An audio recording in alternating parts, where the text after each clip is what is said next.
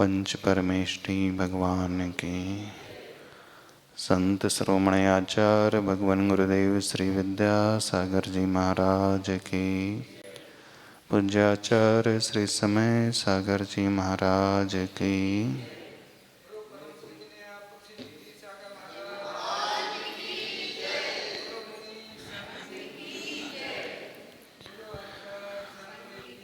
जय। ध्यान में मंत्र विशेष का अवलंबन लेकर के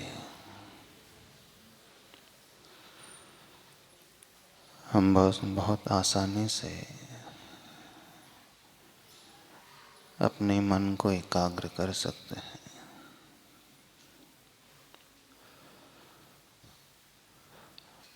पदस्थ ध्यान में एक पद विशेष का आलम्बन लिया जाता है। जैसे नमोकार मंत्र है, उसमें 5 पद होते हैं। एक एक पद को हम चिंतन का विषय अलग अलग बना सकते हैं। चाहे तो 5 ही पद को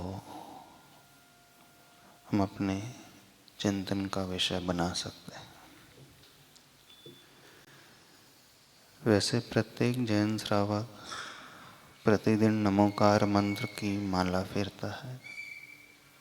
फेरते हो नहीं फेरते? कितने लोग फेरते हैं? अच्छा, बाकी को टाइम में नहीं मिलता। 9 बार तो पढ़ते होंगे, कायोत्सर्ग तो करते होंगे। कायोत्सर्ग कैसे करते हो?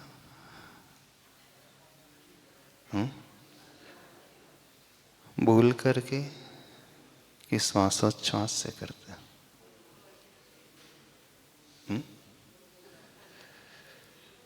श्वासोच्छ्वास से नहीं करते। कायोत्सर्ग में श्वासोच्छ्वास की विधि है। नमोकार मंत्र के उच्चारण नहीं करना, उसमें मन ही मन चिंतन करना होता है। कायोत्सर्ग करने की विधि कितनों को पता है? ज्ञात नहीं?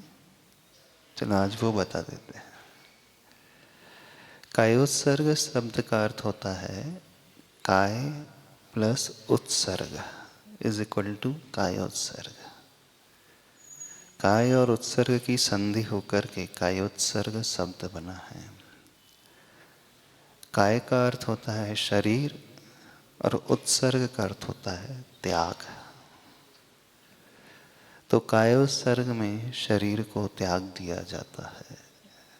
अब आप कहेंगे शरीर को कैसे हम त्यागे? शरीर को तो छोड़ ही नहीं सकते। तो शरीर को त्यागने का अभिप्राय है इस शरीर के प्रति ममत्व को त्याग देना। जो अटैचमेंट का भाव काय के प्रति होता है, उस अटैचमेंट को त्याग देना। 27 श्वासोच्छ्वास तक कम से कम हम शरीर के प्रति किसी प्रकार का ममत्व नहीं रखेंगे। उस टाइम पीरियड में शरीर में चाहे कुछ भी हो, हम कोई विकल्प नहीं करेंगे।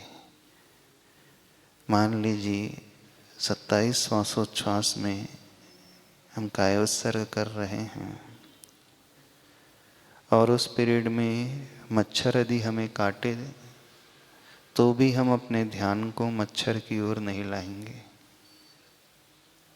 उसे भगाएंगे नहीं, उसे चोट नहीं पहुंचाएंगे। यदि शरीर में कोई उपसर्ग भी हो रहा हो तो उस ओर ध्यान नहीं लगाएंगे, समता से उसे सहन कर लेंगे। तो वो कहलाता है कायोत्सर्ग। जब मुनिराज ध्यान में बैठते हैं, भीषण उपसर्ग को भी झेल लेते हैं। आपने कथा सुनी होगी गजकुमार मुनि महाराज की। जब वो ध्यान में थे, उनके सिर के ऊपर जलती हुई सिगड़ी रख दी गई, फिर भी वो ध्यान से डिगे नहीं। पांडव को लोहे के जलते हुए आभूषण पहना दिए गए, फिर भी वे विचलित नहीं हुए। सुकुमाल मुनिराज को स्यालनी खाते रही, उनके पैरों का भक्षण करते रही, फिर भी उनका ध्यान अपने ही आत्मा में लगा रहा। ये कैसे संभव होता है कि शरीर पे उपसर्ग होते रहे, फिर भी मन हमारा शरीर की ओर न जाए और आत्मा में टिका रहे? तो उसका अभ्यास होता है। उसके अभ्यास की शुरुआत एक छोटे कायोत्सर्ग से होती है, अर्थात इनिशियली हम प्रैक्टिस करें 27 श्वासोच्छ्वास तक हम इस शरीर के प्रति किसी भी प्रकार की आसक्ति को नहीं रखेंगे। शरीर में जो भी हो रहा है हम उसे सिर्फ जानेंगे, देखेंगे, माइंडफुलनेस रखते हुए, अलर्टनेस रखते हुए, जागृतिपूर्ण रखते हुए उसे हम जानेंगे, देखेंगे। जब हम किसी भी एक्टिविटीज़ को, किसी भी क्रिया को सिर्फ जानने और देखने वाले हो जाते हैं तो हमें दुख भी ज़्यादा नहीं होता है, वेदना भी ज़्यादा नहीं होती है। हमें विकल्प, वेदना, दुख तब अधिक होता है जब उसके प्रति हमारी आसक्ति अधिक होती है। जहाँ आसक्ति नहीं होती है, शरीर से खून भी निकल रहा हो अथवा उस और उपयोग न जाए तो कोई फर्क नहीं पड़ता। मान लीजिए आप पैदल चल रहे हैं और आपका ध्यान मोबाइल में बात करने में लगा है। कई बार पैर में कुछ कंकड़ भी चुभ जाए, थोड़ा सा कट भी लग जाए, थोड़ी सी ब्लीडिंग भी हो जाए, तो भी आप बात करने में इतने तल्लीन हो जाते कि उस ओर ध्यान ही नहीं जाता। होता है ना कई बार। कहीं उपयोग हमारा लग जाता है और शरीर में कुछ भी होता रहे तो फर्क नहीं पड़ता है। गर्मी बहुत है और आपकी दुकान में कस्टमर बहुत आ रहे हैं तो प्यास की ओर ध्यान जाता है। हाँ, भूख भी नहीं लगती, प्यास भी नहीं लगती, पसीना भी आ रहा हो तो उस ओर ध्यान नहीं जाता, विकल्प नहीं होता है। और जैसे ही कस्टमर चला जाता है फिर आप बोलते अरे गर्मी सी लगने लगी है, अब आपको सहन नहीं होता। तो पहले भी गर्मी लग रही थी, पसीना आ रहा था, पर आपको कोई दुख नहीं हो रहा था, जबकि शरीर आप ही का था। क्या अंतर आ गया था? आपका उपयोग, आपका ध्यान कहीं और लग गया था। मन जहाँ लग जाता है तो शरीर में कुछ भी होता रहे कोई फर्क नहीं पड़ता है। ऐसे ही कायोत्सर्ग में जो ध्याता हैं, ध्यान करने वाले व्यक्ति होते हैं, साधक होते हैं, वे अपना उपयोग अपनी आत्मा में लगा लेते हैं। अब अपनी आत्मा में पहुंचने के लिए जो विधि होती है, हम सिर्फ जागृति रख करके अपने आप को देखना शुरू कर दें। उसकी शुरुआत कैसे होती है? तो उसकी शुरुआत होती है अपनी श्वासोच्छ्वास को देखना शुरू करें। अब देखना, हम अपने मन को शरीर से हटा करके श्वासोच्छ्वास में केंद्रित कर रहे हैं। श्वास आ रही है, श्वास जा रही है, श्वास का आना और जाना ये एक श्वासोच्छ्वास कहलाती है। ऐसे 27 श्वासोच्छ्वास में एक कायोत्सर्ग होता है। जब भी आपसे कहा जाता है कायोत्सर्ग करना है तो आप क्या करते हैं? 9 बार नमोकार मंत्र पढ़ते हैं, यही करते हैं ना। अब वो 9 बार नमोकार मंत्र की विधि कैसे आ गई? तो एक नमोकार मंत्र को पढ़ने में 3 श्वासोच्छ्वास लगती है। श्वास भीतर जा रही है तो उस समय नमो अरिहंताणम, श्वास बाहर आ रही है नमो सिद्धाणम, श्वास पुनः भीतर जाए तो नमो आयरियाणम, बाहर आए तो नमो वज्जायाणम, भीतर जाए नमो लोई, बाहर आए सव साहुरम। अब एक नमोकार मंत्र में कितनी श्वासोच्छ्वास हो गई? 3। तो ऐसे 9 नमोकार में 27 श्वासोच्छ्वास हो जाती हैं। इसलिए ये रूढ़ हो गया कि कायोत्सर्ग में 9 बार नमोकार मंत्र पढ़ा जाता है, पर मूल में उद्देश्य 9 बार नमोकार मंत्र पढ़ने का नहीं है। मूल में उद्देश्य 27 श्वास को एकाग्रता से देखने का है। अब चूंकि सबका अभ्यास किसी न किसी आलम्बन का रहता है, तो फिर आचार्य भगवान कहते हैं हमारा मन इधर उधर की बातों को याद न करे, घर गृहस्थी की बातों को याद न करे, तो उन्होंने एक विधि बता दी है। ठीक है, आप अपने मन में 9 बार नमोकार मंत्र को बैठा लो। तो आपने अपने आप को अशुभ से बचाया और पंच परमेष्टि अथवा नमोकार मंत्र रूपी ध्यान में एकाग्रता लाए और इससे शुभ से आप जुड़ गए। तो पहले जिसका अभ्यास नहीं होता है उसके लिए कहा जाता है कि 9 बार नमोकार मंत्र में श्वासोच्छ्वास को बैठाने की कोशिश करें। फिर जिसका अभ्यास हो जाता है फिर उसमें कहा जाता है अब नमोकार मंत्र का भी आलम्बन नहीं लेना है, सिर्फ अपनी आती हुई और जाती हुई श्वास को पूर्ण साम्य भाव से, समता भाव से देखने की कोशिश करना। अब जो ये अभ्यास रेगुलर करने लगता है तो उसकी जागृति बनी रहती है। फिर उसका ममत्व जो है शरीर से धीरे धीरे टूटने लगता है। जो आसक्ति गहरी है शरीर के प्रति वह कम होने लगती है, क्योंकि हमारे जीवन में दुख का मूल जानते हो? मूलम संसार दुःखस्य देह एव आत्मनिधि। इस देह में ही आत्मबुद्धि होना संसार के दुख का मूल है। आत्मबुद्धि होना देह में अर्थात देह में इतनी ज़्यादा गहरी आसक्ति होती है 24 घंटा वह शरीर के अलावा कुछ सोच ही नहीं पाता।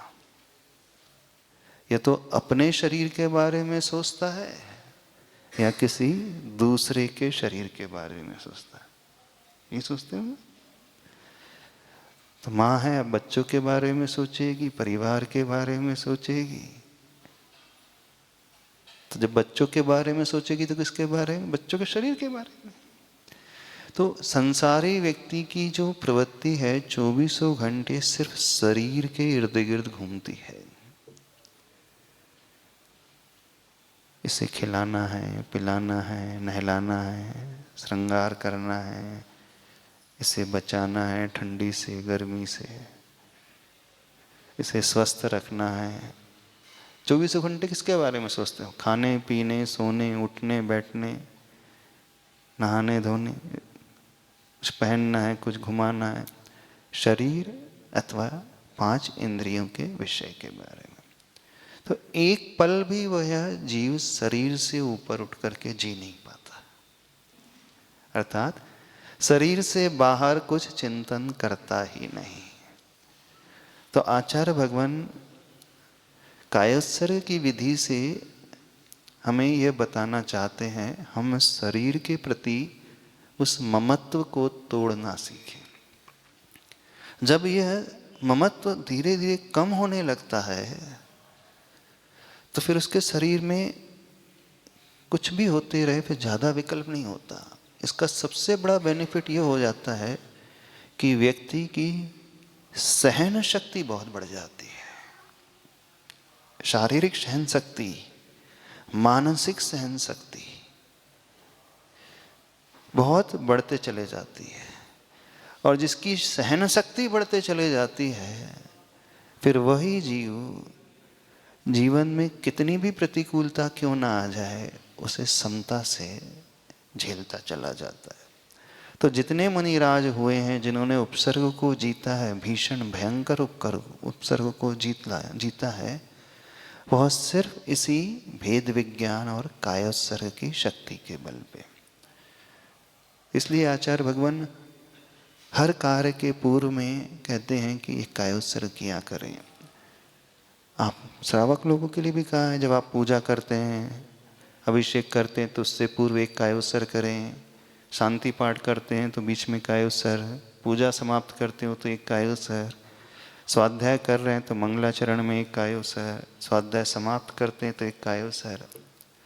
तो वहाँ उद्देश्य 9 बार नमोकार मंत्र का नहीं है, वहाँ उद्देश्य 27 श्वास तक ही सही हम वो अभ्यास करने की प्रैक्टिस करें कि उतनी देर के लिए हम इससे आसक्ति कम करें। समझ में आ रहा है? नहीं आ रहा? तो जो व्यक्ति हैबिट डालने लगता है उसका फिर ज्ञाता दृष्टा भाव बहुत मजबूत होने लगता है, अथवा साक्षी भाव। आपने सुना होगा, कठिन लग रहा है? कठिन लग रहा है विषय?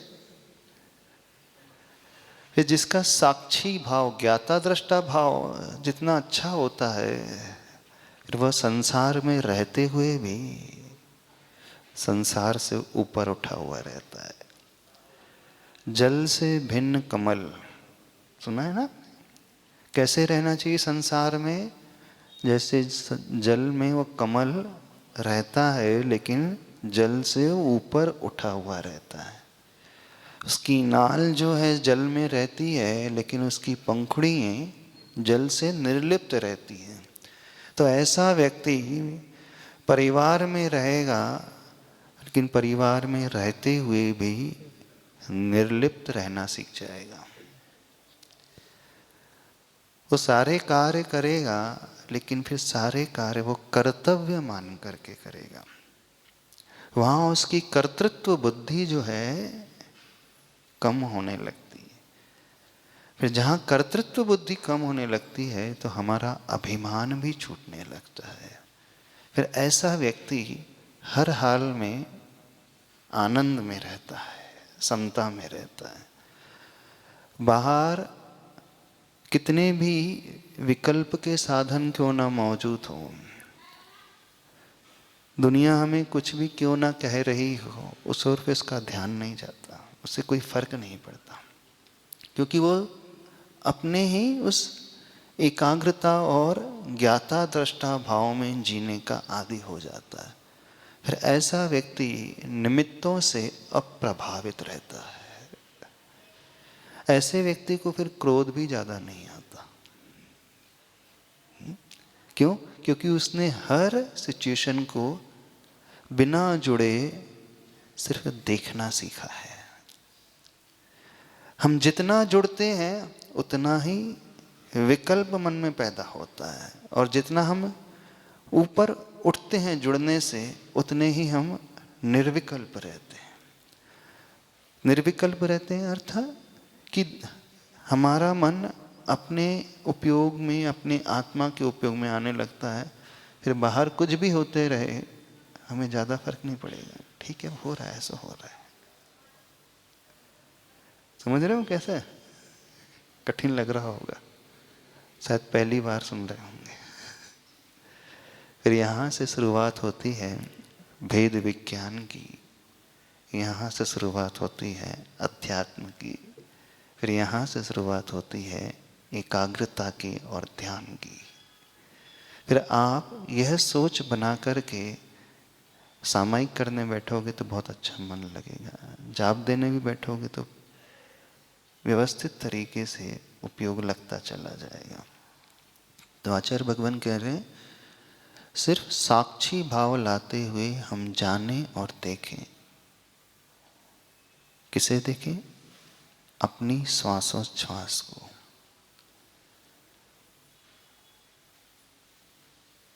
लेकिन सहजता पूरी रखना है।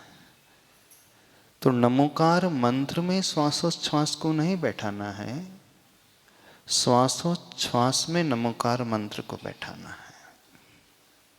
क्या कहा हमने? दो अलग अलग चीजें हैं। एक है व्यक्ति जो थोड़ा बहुत जानते हैं, वो क्या करते हैं, नमोकार मंत्र में श्वासोच्छ्वास को बैठाने की कोशिश करते हैं। अर्थात नमो हरियंतरणम हमने सोचा, अब श्वास ले ली, फिर नमो हरियंतरणम सोचा, श्वास छोड़ी। ये कायोत्सर की विधि नहीं है। सहज रूप से जो हम श्वासोच्छ्वास लेते हैं, बस उस सहजता वाली श्वासोच्छ्वास में नमोकार मंत्र बैठाना है। यानी एक्स्ट्रा एफर्ट्स जो है श्वासोच्छ्वास में नहीं देना है। जैसे हमारी श्वासोच्छ्वास चल रही है, बहुत डीप होती है सहज रूप में नहीं, एकदम सहज, पता भी नहीं चलता है। तो जितनी सहजता से हमारी श्वासोच्छ्वास चलते चली जाती है, उस सहजता में नमोकार मंत्र को फिट करना है। फिर जिसका अभ्यास गहरा हो जाता है, फिर उसकी हर श्वास में नमोकार मंत्र समाहित हो जाएगा। वो पैदल भी चल रहा है तो अपने आप नमोकार मंत्र चलता रहेगा। वो भोजन कर रहा है, जब हम भोजन करते तो श्वासोच्छ्वास चलती है ना, जब हम सोते हैं तब भी श्वासोच्छ्वास चलती है। हम श्वासोच्छ्वास से कभी रहित नहीं होते। तो जैसे हम बिना श्वास के कभी रह नहीं सकते, तो जिसका अभ्यास गहरा हो जाता है, फिर उसकी प्रत्येक श्वास में स्वतः ही वह मंत्र समाहित होने लगता है। डिफिकल्ट लग रहा है? तो उसकी प्रोसेस होती है कायोत्सर्ग से। तब क्या करना है, जो आपकी श्वास चल रही है, जाती हुई श्वास में नमोकार में मंत्र के अरिहंत पद को बैठा दे। नमो। अब बोलना भी नहीं, उच्चारण में नहीं करना। कायोत्सर्ग में उच्चारण नहीं किया जाता। कायोत्सर्ग में अंगूठे को भी नहीं चलाया जाता है।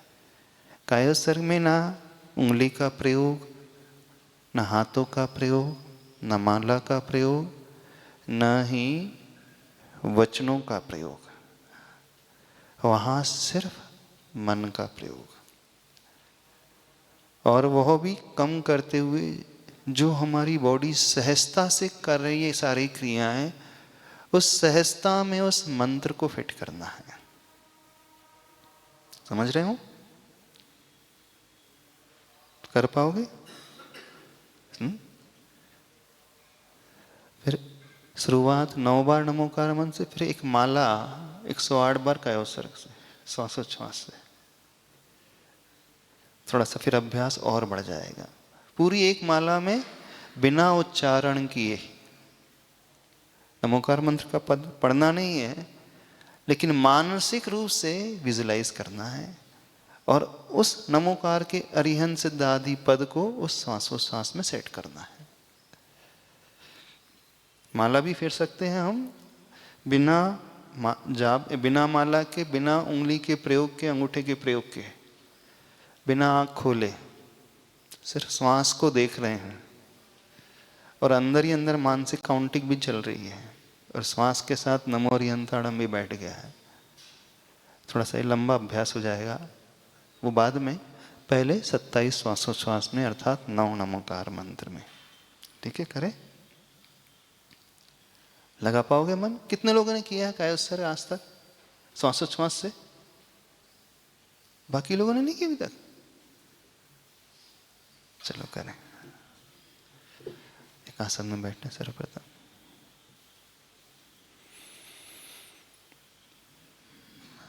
दृष्टि अपनी श्वासोच्छ्वास की ओर लाने की कोशिश करें। तो उसकी विधि होती है, पहले बाहर से अपने मन को तोड़े, अपने आप में लाएं।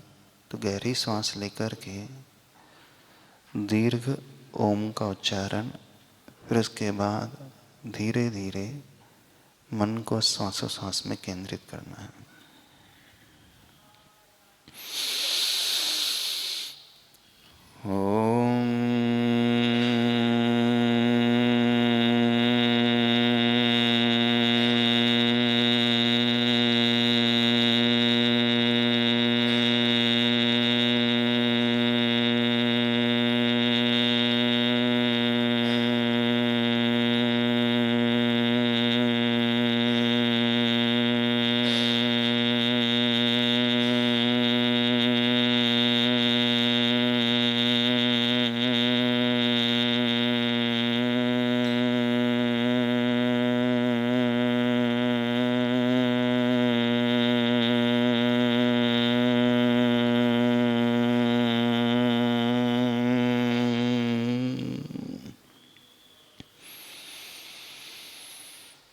गहरी सांस भीतर तक भरें, बाहर के सारे विकल्प को छोड़ते चले जाएं।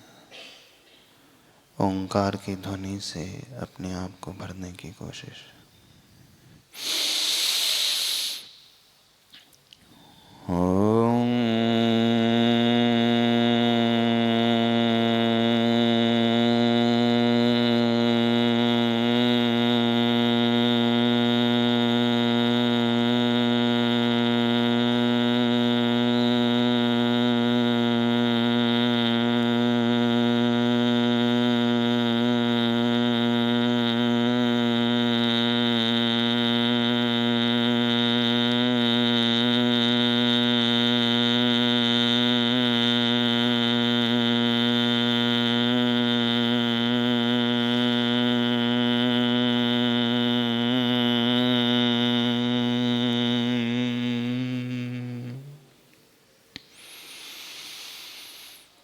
पुनः एक बार गहरी सांस भर के इस ओम के उच्चारण को करें।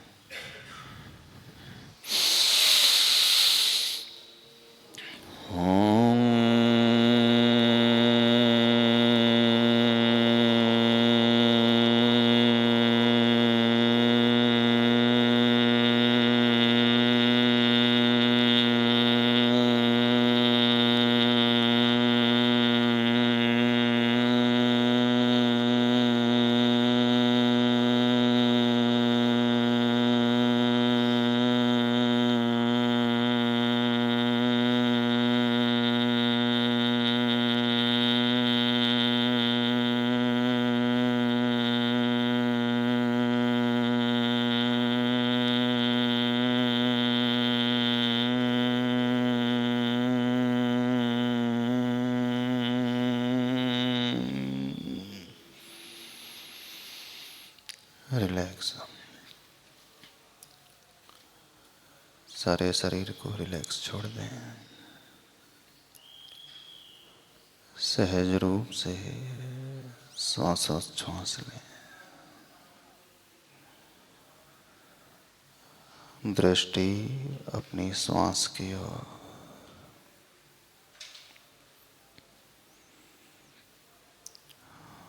बाहर से मन को हटाते हुए सारा ध्यान अपनी श्वास की ओर। श्वास भीतर जा रही है, उस जाती हुई श्वास को सिर्फ देखने की कोशिश करें। सहजता से श्वास को छोड़ते चले जाएं। बाहर निकलने वाली उस उच्छ्वास को भी सिर्फ देखने की कोशिश करें।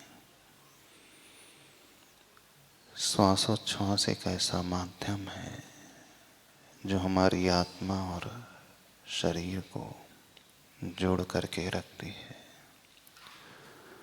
श्वास से ही आत्मा शरीर में टिकी है। बड़े प्रेम भरे भावों से अपनी श्वास को देखें। भीतर आती हुई श्वास में नमो अरिहंताणम इस पद को बैठाएं। बाहर आती हुई श्वास में नमो सिद्धाणम इस पद को देखें।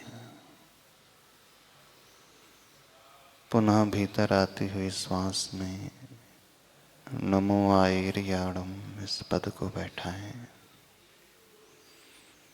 बाहर जाती हुई श्वास में नमो वज्रायाणम। पुनः अंदर आती हुई श्वास में नमो लोए। बाहर आती हुई श्वास में सव साहूणम। दृष्टि अपने हृदय की ओर लाते हुए बड़े प्रेम भरे भावों से इस श्वासोच्छ्वास की प्रक्रिया को पूर्ण जागृति रखते हुए सिर्फ देखने की कोशिश करें। पुनः अभ्यास करें। सहज भाव से श्वास लें, बिल्कुल रिलैक्स होकर के। नॉर्मल रूप में जो नाड़ी चलती है बिल्कुल उसी को देखते हुए श्वास भीतर जा रही है, हमारे नॉस्ट्रिल को स्पर्श करते हुए नाक से भीतर श्वास नलिका में प्रवेश हो रही है, हृदय की ओर, फेफड़ों की ओर। उस श्वास को भीतर प्रवेश होता हुआ साक्षी भाव से देखें। बस उस जाती हुई श्वास में नमो अरिहंताणम इस पद को बैठाएं। आते हुए श्वास में नमो सिद्धाणम, पुनः नमो आयर्याणम, नमो वज्रायणम, नमो लोये सर्वसाहूडम। हृदय से रक्त का संचार पूरे शरीर की ओर होता है, उसके साथ ये नमोकार मंत्र भी प्रवाहित हो रहा है। इसकी ऊर्जा भी प्रवाहित होते चले जा रही है। बस एकाग्र होकर के सिर्फ अपनी श्वासोच्छ्वास को 27 श्वासोच्छ्वास तक ये अभ्यास करें।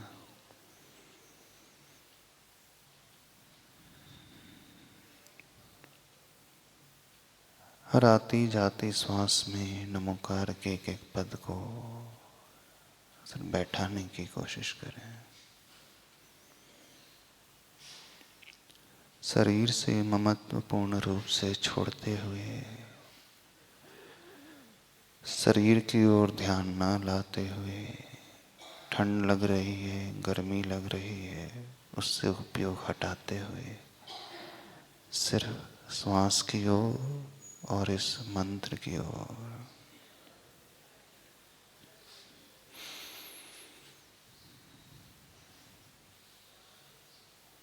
देखते चले जाएं, साक्षी भाव रखते हुए, ज्ञाता दृष्टा भाव रखते हुए।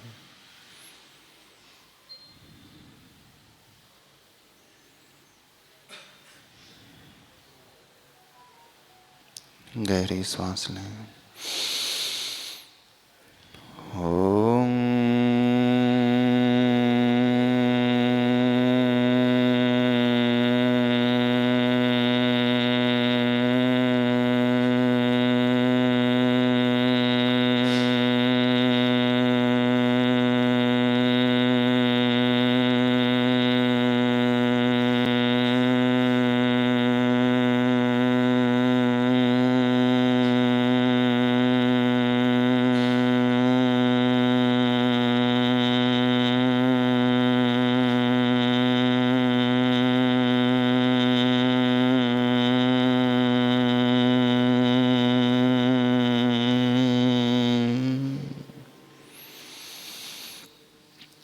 शांत होकर दृष्टि हृदय की ओर लाएं, दोनों हाथ जोड़ें। नमोकार मैं सारा जीवन बना लो, नमोकार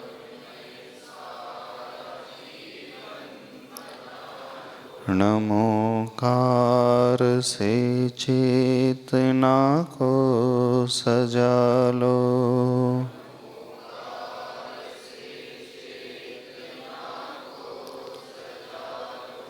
नमोकार मैं सारा जीवन बना लो,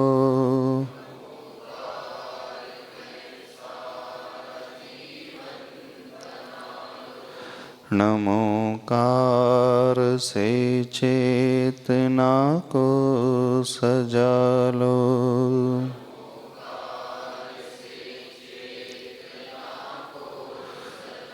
नमोकार की शक्ति निज में मिला लो,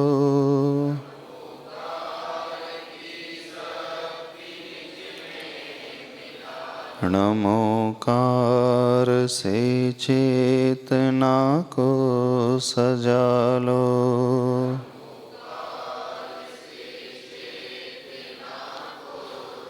रहे ज्ञान ही ज्ञान में मेरा ध्यान, ही ज्ञान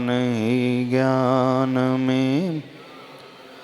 नमोकार सब दुख हर ले महान।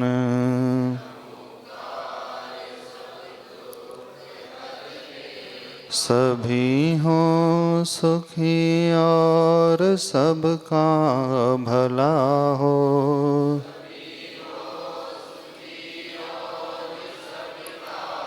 नमोकार से चेतना को सजा लो। नमोकार के पंच परमेष्ठि प्यारे।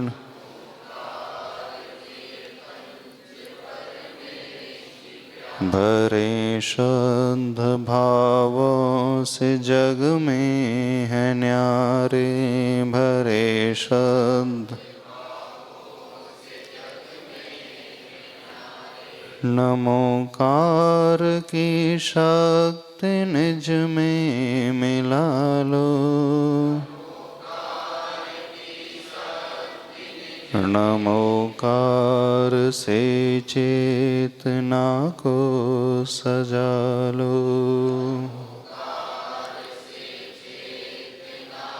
नमोकार में सारा जीवन बना लो। नमोकार से चेतना को सजा लो। ओम अरहं परम शांति। ओम अरहं परम शांति। परम शांति परम शांति। दोनों हथेलियों को रगड़कर अपने शरीर से स्पर्श करते हैं। बोले पंच परमेष्टि भगवान की। संत शिरोमणि आचार्य भगवान गुरुदेव श्री विद्यासागर जी महाराज की।